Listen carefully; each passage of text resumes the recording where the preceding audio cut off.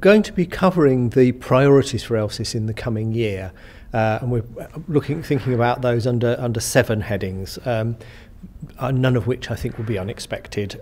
So the importance of improving teaching and learning, the importance of curriculum development, leadership management and governance is the third one, getting better value for money, helping the sector understand policy and to put it into practice.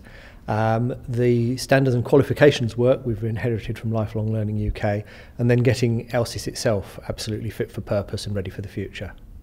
On that last point, could you tell us a bit more about what LSIS is doing to move with the ever-changing further education sector? We're just going through a restructure at the moment. The result of that will be significantly more slimline. We're losing about 30% of our core staff. We are going to be upping the proportion of apprentices in the organisation, so 1 in 10 of our staff will be an apprentice. And we're going to be bringing in more sector secondees and people with recent experience from the sector to make sure we're absolutely on the game. There has been a lot of talk recently over efficiency indicators in the sector. Do you have a view on how training providers can measure their own effectiveness?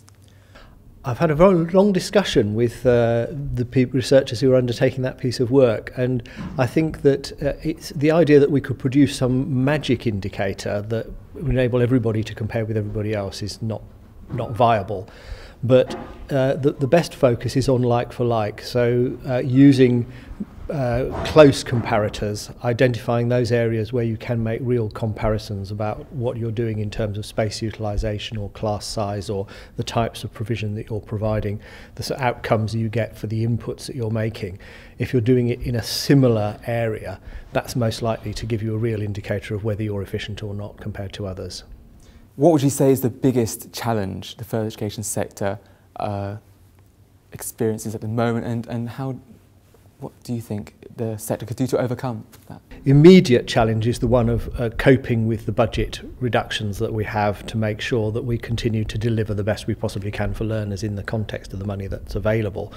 But I think looking forward, it's going to be about leadership and management and governance. Have we got the right leaders? Have we got the right chairs of boards in place to make sure that the sector can really keep up to the mark and keep ahead of the game?